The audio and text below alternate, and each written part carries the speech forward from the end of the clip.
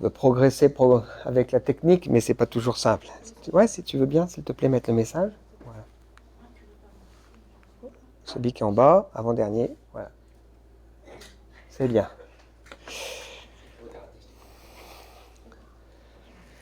Alors, on a débuté ensemble ce culte avec le témoignage poignant rendu par David dans le psaume 32.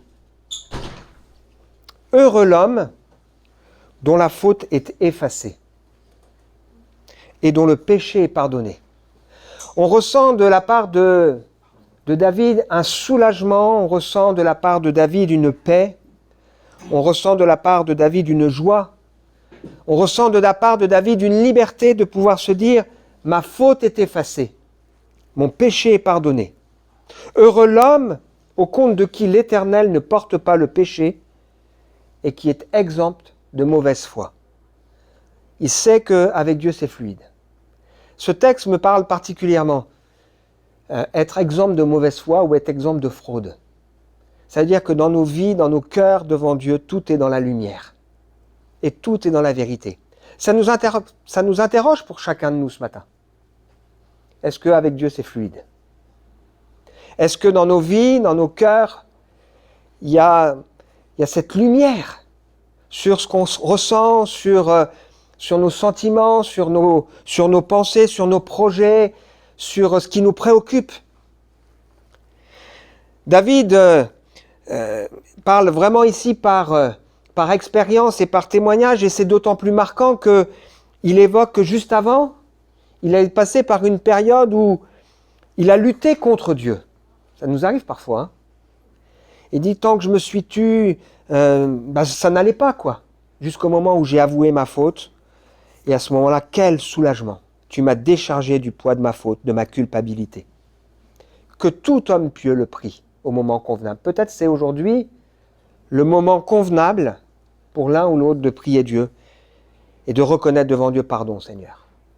Peut-être c'est le moment favorable pour demander au Seigneur, fais-moi grâce, ouvre mon cœur, touche-moi, fais ton œuvre au plus profond de moi. Et quand David a expérimenté ça, il peut ensuite dire, tu es un abri pour moi. Il comprend que Dieu prend soin de lui, le guide, l'instruit, et il encourage ceux qui sont autour à ne pas faire la tête de mule et à refuser de se laisser instruire et enseigner. Est-ce que ça nous arrive d'être une tête de mule? Ne soyez pas comme un mulet ou un cheval dont on est obligé de leur mettre un mort dans la bouche pour les forcer à aller où on veut, parce qu'ils ne veulent pas écouter. C'est important d'avoir un cœur qui apprend à écouter ce que le Seigneur veut nous dire. David va encore plus loin quand il se prolonge, il se projette jusque dans l'éternité, et là, ça prend encore une dimension supérieure. Ils sont nombreux les tourments qui attendent les méchants. Mais les hommes qui ont mis leur confiance en l'Éternel sont comblés par son amour. Juste, réjouissez-vous. Mettez votre joie en l'Éternel, poussez des cris de joie, vous qui êtes droit de cœur. Être droit de cœur. Ça fait beaucoup de questions pour nous. Tout est à nu et à découvert devant Dieu, à qui un jour nous devons rendre compte. Alors soit on rentre dans son repos et on apprend à se décharger sur lui, qui nous connaît, qui sait, qui veut nous aider, soit on lutte, et auquel cas, on passe à côté de la paix et du bonheur que le Seigneur veut pour chacun d'entre nous. La lumière, le cœur droit, c'est important. On a lu plein de textes depuis le début de ce culte qui sont en rapport avec ce sujet. Le début de l'évangile de Jean qui nous parle de celui qui est la vie, Dieu, qui vient comme une lumière dans le monde. Un monde qui malheureusement est plein de ténèbres. Et l'évangile de Jean, chapitre 1, nous dit « Les ténèbres ne l'ont pas étouffé, n'ont pas pu empêcher Jésus de parler. Pourtant, ils ont cherché. Il est venu chez les siens, mais les siens ne l'ont pas accueilli. Ils ne voulaient pas la lumière dans leur vie. Ils voulaient bien d'une religion, mais ils ne voulaient pas la lumière. Mais à ceux qui l'ont acceptée, elle a donné le pouvoir de devenir enfants de Dieu. Et on l'a vu ensemble, ils sont alors comblés de ses richesses et de sa grâce. Et comme Paul l'a dit dans ce texte de 2 Corinthiens, chapitre 5 que nous avons lu, nous sommes des ambassadeurs. Et nous vous en supplions, nous nous encourageons mutuellement, sois réconciliés avec Dieu. Sois en paix avec le Seigneur. Laissons-nous travailler par la parole de Dieu, parce que Dieu ne change pas. Il est la lumière qui veut éclairer nos cœurs et nos vies. Il veut nous toucher, nous travailler. Alors ce matin, on va aborder ensemble un sujet joyeux, un sujet heureux, mais aussi un sujet sérieux et challengeant. J'ai choisi l'image d'un nouveau-né, de la vie. Qu'est-ce qu'il y a de plus beau qu'un nouveau-né? Qu'est-ce qu'il y a de plus précieux que la vie? On a tous, je pense, été marqués par ce qui s'est passé en Suisse, à Crans-Montana. Et on imagine sans difficulté, même si on n'est pas à leur place, et qu'on imagine, mais on n'est pas dans l'intensité de ce que ces gens peuvent ressentir, comment des parents devaient être quand ils étaient là, sans savoir où était leur fils ou leur fille. C'est pas difficile pour chacun de nous de l'imaginer. Et imaginez le soulagement si le téléphone sonne et que c'est un gamin, une gamine qui dit « Papa, maman, je suis en vie, je vais bien. » Waouh! Le bonheur de quelqu'un qui a la vie. Est-ce que nous avons la vie? C'est justement le titre du message de ce matin. Alors, je crois qu'il faut cliquer sur le « s'il te plaît ». Juste sur, voilà.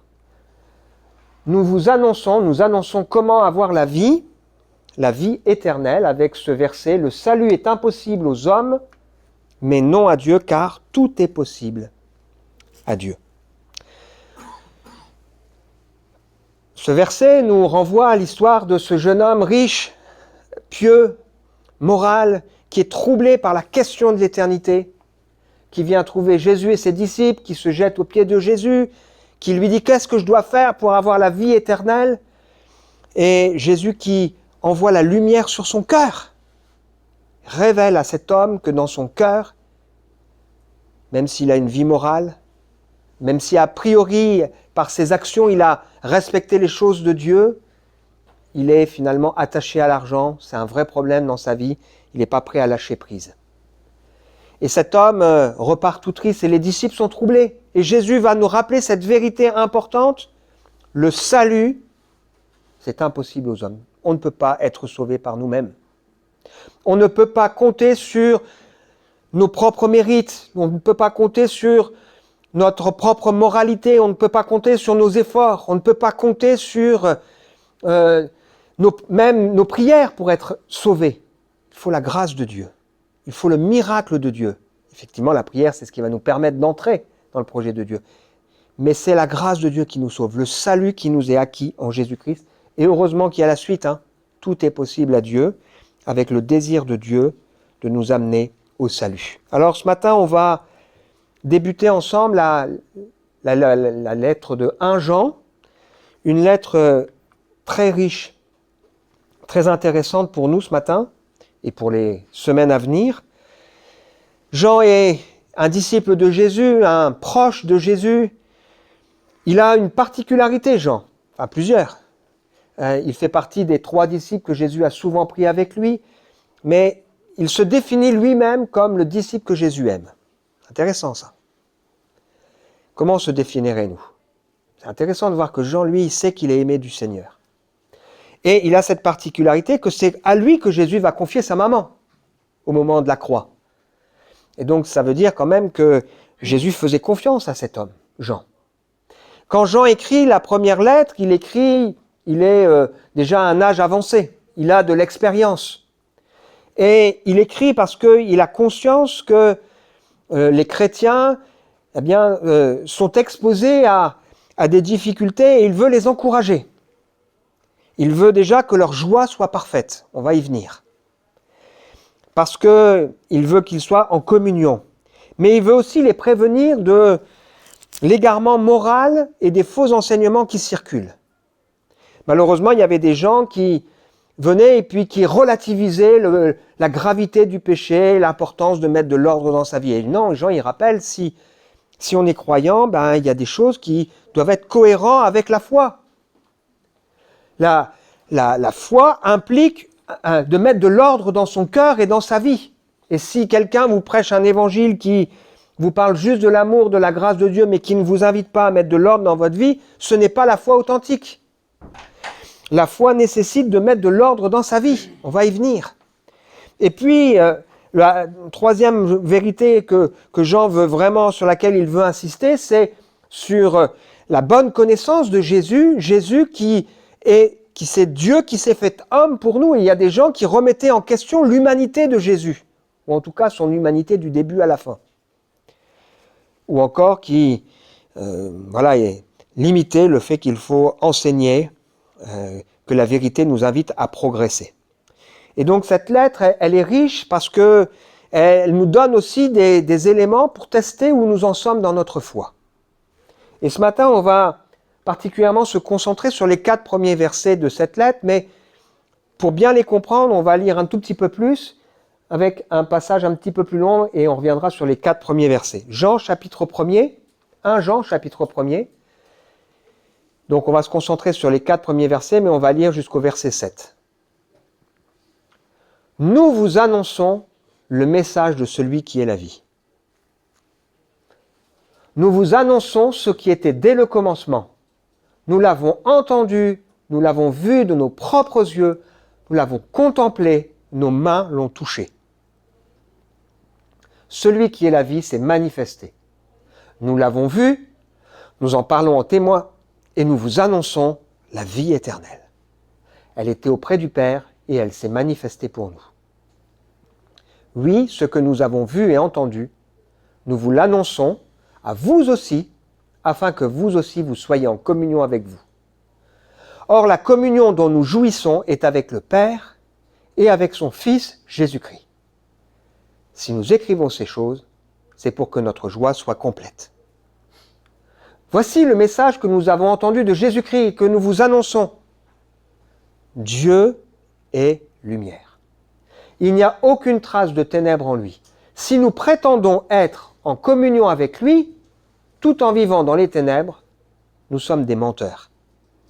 Nous n'agissons pas comme la vérité l'exige de nous.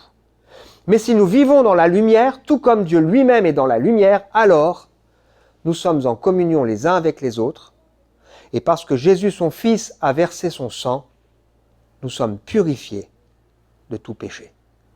Et c'est dans cette lettre où Jean présente Dieu comme étant pas seulement une lumière, mais la lumière, qu'il présente aussi Dieu comme étant l'amour. Il dit « Dieu est amour ». Voici comment Dieu a démontré qu'il nous aime. Il a envoyé son Fils unique dans le monde pour que par lui nous ayons la vie. Ce n'est pas nous qui avons aimé Dieu, c'est lui qui nous a aimés. Aussi a-t-il envoyé son Fils pour apaiser la colère de Dieu contre nous en s'offrant pour nos péchés. Nous l'avons vu de nos yeux. Nous en parlons en témoin. Le Père a envoyé son Fils pour être le Sauveur du monde. Si quelqu'un reconnaît que Jésus est le Fils de Dieu, Dieu demeure en lui et lui en Dieu. Nous avons connu l'amour que Dieu nous porte et nous y avons cru, car Dieu est amour. Il y a 3 dimensions dans notre expérience de foi. Il y a une dimension qui consiste à avoir une bonne compréhension de Dieu et de son Fils Jésus, le Christ.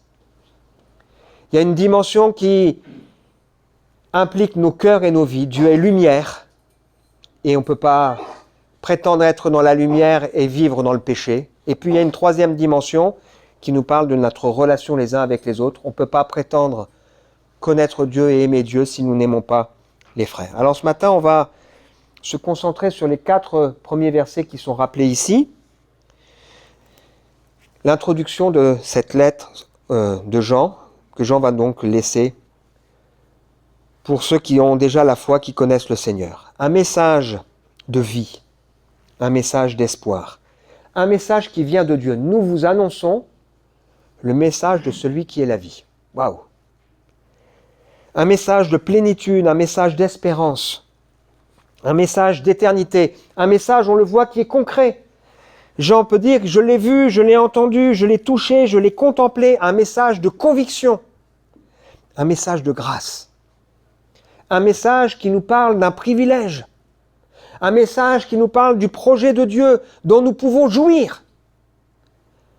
La communion avec le Père avec son Fils Jésus-Christ et la communion les uns avec les autres.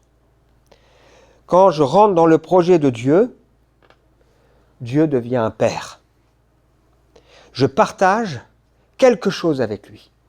Je vis une relation restaurée. Je vis une présence. Je vis quelque chose de fluide. Je vis un privilège. Et la question nous est posée. Quelle est la relation que tu as avec Dieu ?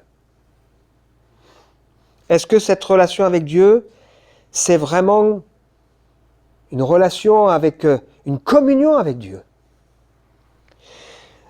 Jean rappelle ici que ce message n'a pas été inventé par les hommes, mais c'est un message qui est venu de Dieu lui-même, du projet et du cœur de Dieu. Un message qui fait partie de son projet de toute éternité. L'apôtre Pierre dira la même chose dans sa deuxième lettre, lorsqu'il évoque les hommes qui ont parlé de la part de Dieu et qui nous ont laissé les écrits. Il dira que ce n'est pas par une volonté d'homme qu'ils ont parlé, mais c'est poussé par l'Esprit de Dieu qu'ils ont communiqué le projet de Dieu. Et il évoque le fait que la foi ne repose pas sur des histoires qui ont été inventées par les hommes, mais c'est une sagesse infiniment plus grande, c'est celle qui vient de Dieu, qui est venue en Jésus-Christ. Dieu lui-même lui a donné honneur et gloire, lorsque dans sa gloire, il a fait entendre cette voix. Voici mon Fils bien-aimé qui fait toute ma joie. Cette voix qui était venue du ciel, nous l'avons entendue nous-mêmes. Alors lui, il a fait l'expérience sur la Sainte Montagne. De plus, la parole des prophètes sur laquelle nous nous appuyons et sur laquelle vous faites bien de prêter votre attention, elle est comme une lampe, comme une lumière qui brille dans un lieu obscur jusqu'à ce que le jour se lève, que l'étoile du matin se lève pour illuminer les cœurs.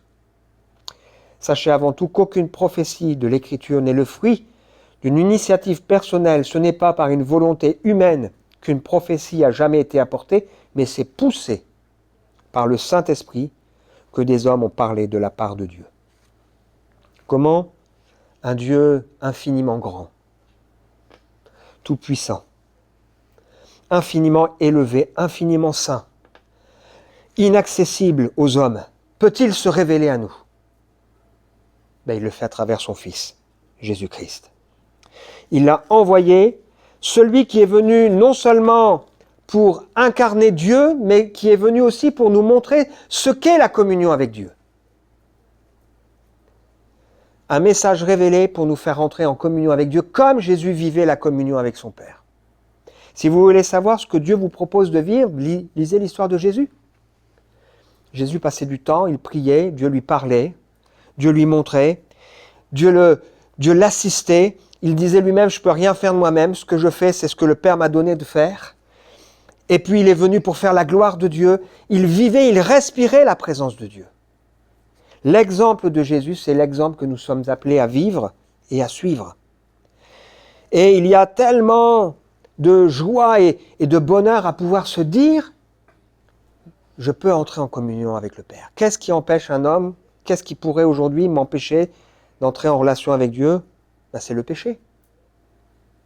Et quel soulagement, quelle joie, quelle grâce quand je peux dire, le Seigneur a pardonné mes péchés et aujourd'hui, oui, je vis pleinement la communion avec le Seigneur. On pourrait être tenté de modifier ce message, mais le message, il est unique, il reste le même. L'homme ne peut pas s'approcher de Dieu par lui-même, il ne peut pas combler le fossé, il ne peut pas satisfaire la justice divine. Seul Jésus rend cela possible parce qu'il a pris sur lui le poids de nos fautes, il a pris sur lui notre condamnation. Jésus n'est pas venu pour nous parler de morale. Jésus n'est pas venu seulement pour nous faire éviter l'enfer. Jésus n'est pas seulement venu pour nous parler d'une vie après la mort, mais Jésus est venu pour nous permettre d'être dès aujourd'hui en communion avec Dieu et à vivre la vie que le Seigneur veut pour nous. Il est venu détruire les œuvres du diable et nous faire entrer dans la vie de Dieu. C'est une parole certaine, entièrement digne d'être reçue. Jésus-Christ est venu dans le monde pour sauver des pécheurs. Tous les prophètes rendent de lui le témoignage que quiconque croit en lui reçoit par son nom le pardon des péchés. La grâce, l'amour, la compassion, la justice, tout cela est possible en Jésus-Christ. Et on voit ici le but n'est pas un but culpabilisant, mais le but est bien plus grand. C'est un but qui nous comble de joie, c'est un but qui nous fait entrer dans la communion avec le Seigneur. Est-ce que nous vivons cette communion avec Dieu? Et si oui, est-ce que nous la vivons dans la lumière? Est-ce que nous la vivons dans la vérité? On aura l'occasion d'y revenir la prochaine fois. Deuxième grand point qui ressort ici, c'est que la vie, synonyme la vie éternelle, synonyme communion avec Dieu, tout ça c'est des synonymes, est à expérimenter et à recevoir. C'est le principe du projet de Dieu pour nous. Des hommes et des femmes de foi qui vivent cette communion, qui partagent cette communion avec d'autres et qui rentrent dans le projet du Seigneur. Et donc, ce n'est pas seulement question pour nous de l'avoir appris, c'est aussi question pour nous de l'avoir vécu et de l'expérimenter. Et donc, Jean ici se présente non pas comme un moraliste, non pas comme quelqu'un qui sait simplement quelque chose, mais il se présente à ses frères et ses sœurs comme quelqu'un qui vit quelque chose. Et ce qui donne du crédit au témoignage que nous rendons, bien c'est ce que nous vivons. Si à un moment donné, je parle de quelque chose que je ne vis pas, ben, il vaut mieux que j'arrête. Mais ce qui donne du crédit et ce que les gens, et les hommes et les femmes vont voir, eh bien, c'est quand, effectivement, il y a une cohérence entre ce qui est dit et ce qui est réellement vécu par la personne qui partage ce message. On aura l'occasion d'ailleurs d'y revenir. Et donc, salut rime avec vie, rime avec communion, rime avec vie éternelle. Jean est un bon exemple, c'est un témoin direct qui peut attester que oui, ce message est vrai, oui, il a vu sa vie transformée, oui, il a découvert une autre manière de comprendre et de s'approcher de Dieu, oui, il peut parler donc de la vie éternelle et il peut nous faire entrer dans le projet du Seigneur. Alors 6 fois dans cette lettre, il va évoquer l'idée de naître de Dieu. Ce que d'ailleurs il dira dans son évangile, il parlera donc de ce qu'on appelle la nouvelle naissance, de cette expérience nécessaire pour entrer dans le projet de Dieu. Et donc dans l'évangile de Jean, il insiste pour dire Jésus est la lumière qui est venue pour éclairer les hommes pour qu'ils aient la vie. Et il terminera son évangile en nous disant que ces choses ont été écrites pour que nous croyions que Jésus est le Christ et que nous ayons la vie. Et puis ici, il nous laisse des tests avec des passages qui évoquent ce que ça veut dire être né de Dieu. Et dans ces 6 passages, on retrouve 3 idées qui vont ensemble. Donc vous avez au chapitre 2, verset 29, vous savez que le Christ est juste, reconnaissez par conséquent que tout homme qui accomplit ce qui est juste est né de lui. Une manière de savoir si quelqu'un est né de Dieu, c'est qu'il accomplit ce qui est juste. On retrouve cette même pensée au chapitre 3, verset 9. Celui qui est né de Dieu ne s'adonne pas au péché. Car la vie qui vient de Dieu a été implantée en lui et il demeure en lui et il ne peut pas continuer à pécher puisqu'il est né de Dieu. Alors ça ne veut pas dire qu'il est parfait, on y viendra. Mais par contre, il met de l'ordre dans sa vie. Et quand il pêche, il se repent et Dieu le pardonne. Et il n'entretient pas une vie de péché. Parfois on lutte, parfois on a des combats, mais il y a une cohérence dans la manière de vivre. Au chapitre 4, au verset 7, il nous dit « Mes chers amis, aimons-nous les uns les autres, car l'amour vient de Dieu. Celui qui aime est né de Dieu, et il connaît Dieu. Qui n'aime pas n'a pas connu Dieu, car Dieu est amour. » Ça veut dire que dans les tests, pour savoir si une personne est née de nouveau, c'est est-ce que cette personne a de l'amour dans son cœur. Parce que si on est né de Dieu, eh bien on aime aussi nos frères et nos sœurs. On a la même pensée au chapitre 5, verset 1er. Celui qui croit que Jésus est le Christ est né de Dieu, et celui qui aime le Père, qui fait naître à la vie, aime aussi les enfants qui sont nés de lui. Si je prétends aimer Dieu, mais que j'aime pas les chrétiens, les croyants, il y a un problème. Et puis vous avez, chapitre 5, verset 4, tout ce qui est né de Dieu triomphe du monde. La victoire qui triomphe du monde, c'est notre foi. Donc ça veut dire que le Seigneur est venu détruire les œuvres du diable, et si on lui appartient, eh bien on sera vainqueur par sa grâce, et nous savons que celui qui est né de Dieu ne commet pas le péché qui mène à la mort, blasphème qui va empêcher définitivement le salut, on y reviendra plus tard. Le Fils de Dieu le protège, aussi le diable ne peut rien contre lui, il est né de Dieu, il marche avec le Seigneur. Oui, ce que nous avons vu et entendu, nous vous l'annonçons à vous aussi, afin que vous aussi vous soyez en communion avec nous. Or, la communion dont nous jouissons est avec le Père et avec son Fils Jésus-Christ. Si nous écrivons ces choses, c'est pour que notre joie soit complète. C'est le troisième point. Premier point, c'est un message qui nous vient de Dieu, synonyme de vie éternelle, communion. Deuxième point, c'est un message que nous devons expérimenter, vivre, naître de Dieu. Et puis troisième point, c'est aussi un message que nous sommes invités à transmettre. Jean écrit parce qu'il veut, moi ça m'a troublé dans ma lecture souvent, il veut que notre joie soit complète. J'aurais compris qu'il écrive, nous vous écrivons ces choses pour que votre joie soit complète, que vous aussi vous expérimentiez la vie éternelle, que vous aussi vous soyez en communion avec Dieu. Mais il écrit bien que notre joie soit complète. Parce qu'elle communique, c'est une symbiose.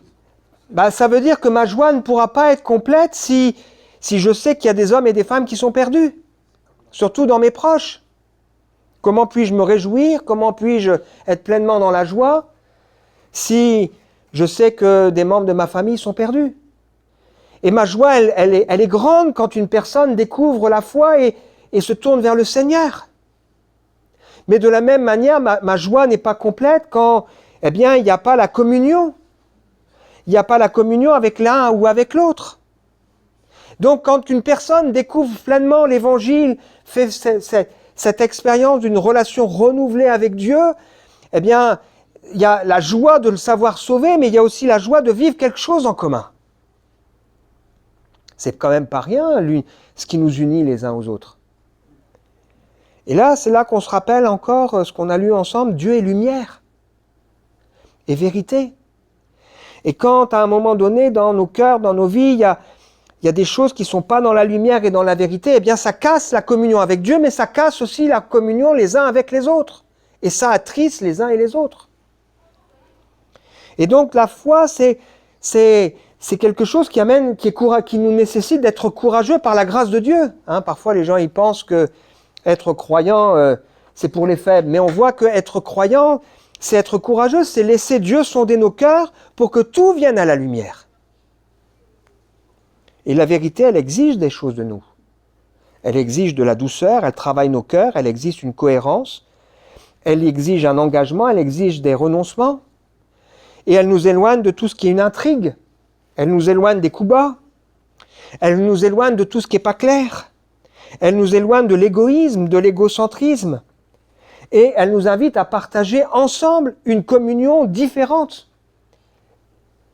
L'Église, l'Évangile, c'est un message miraculeux. On a ici dans l'Église des hommes et des femmes qui ont des origines très diverses, avec des cultures diverses. Et quel miracle de louer, d'aimer le même Dieu et de vivre des choses en commun. Quel miracle et quelle grâce aussi quand nous pouvons partager ensemble des choses et prier les uns pour les autres, nous soutenir. Mais la joie n'est pas complète quand malheureusement il n'y a pas la pleine communion. Et donc comme on a lu ensemble, Dieu est lumière. Et on va le voir par la suite, il veut sonder nos cœurs parce que si je prétends avoir la foi, j'ai une bonne vision de Dieu, je travaille sur ma vie et je vis en communion avec mes frères et mes sœurs. Et si dans mon cœur, dans ma vie, j'ai pas une bonne vision de Dieu, si je travaille pas sur moi-même, ou si je veille pas à ma communion, si il y a des intrigues, il y a des clans, il y a des choses qui marchent pas dans la communion avec Dieu, il y a quelque chose qui va pas. Dieu est lumière. Il n'y a point en lui de ténèbres. Et de la même manière qu'il y a comme synonyme vie éternelle, communion, De la même manière, il y a un synonyme, lumière et vérité. Ce sont deux synonymes de la part du Seigneur. Voici le message que nous avons entendu de Jésus-Christ et que nous vous annonçons, Dieu est lumière. Il n'y a aucune trace de ténèbres en lui. Si nous prétendons être en communion avec lui, tout en vivant dans les ténèbres, nous sommes des menteurs. Et nous n'agissons pas comme la vérité l'exige de nous. Mais si nous vivons dans la lumière, tout comme Dieu lui-même est dans la lumière, alors nous sommes en communion les uns avec les autres, parce que Jésus, son Fils, a versé son sang pour nous purifier de tout péché. Ma communion avec Dieu, c'est aussi un synonyme de ma communion avec mon frère et avec ma sœur. Conclusion pour nous. Dans la 3e lettre, Jean dira « Je n'ai pas de plus grande joie que d'apprendre que mes enfants vivent selon la vérité. » On pourrait aussi écrire, sans trahir la pensée, « Je n'ai pas de plus grande joie que d'apprendre que mes enfants vivent selon la lumière. » Vie, vie éternelle, communion, ce sont des synonymes, lumière et vérité, ce sont des synonymes dans la pensée biblique. Notre espérance est d'être déclarés justes devant Dieu au moyen de la foi. Telle est la ferme attente que l'Esprit fait naître en nous. Car pour ceux qui sont unis à Jésus-Christ, ce qui importe, ce n'est pas d'être circoncis ou incirconcis, c'est d'avoir la foi, une foi qui se traduit par des actes inspirés par l'amour. Et malheureusement, dans cette lettre aux Galates, Paul pose la question, ou est interpellé en disant « Mais vous courriez si bien ! Qui vous a détourné de l'obéissance de la vérité? Une telle influence ne vient en tout cas pas de celui qui vous a appelé. » Non. On veut réaliser que le Seigneur nous appelle à avoir la vie éternelle. Nous appelle à vivre quelque chose en communion avec lui, mais nous appelle aussi à vivre en communion les uns avec les autres. Et si quelqu'un ne travaille pas à la communion avec Dieu ou à la communion mutuelle, eh bien, ce n'est pas une œuvre qui vient du Seigneur, c'est une œuvre qui peut venir de la chair ou qui vient de l'ennemi de nos âmes, mais nous voulons vivre dans la lumière et dans la vérité. Est-ce que ce matin, on est prêt à laisser le Seigneur sonder nos cœurs et nos vies? Heureux l'homme à qui le péché est pardonné. Heureux l'homme au compte de qui Dieu n'impute pas la faute, et heureux l'homme dans le cœur duquel il n'y a pas de fraude, mais qui vit dans la vérité, qui vit dans la lumière. C'est ma prière pour ma vie, que le Seigneur m'aide à être pleinement dans la lumière, parce que j'ai conscience que j'ai besoin encore qu'il travaille mon cœur.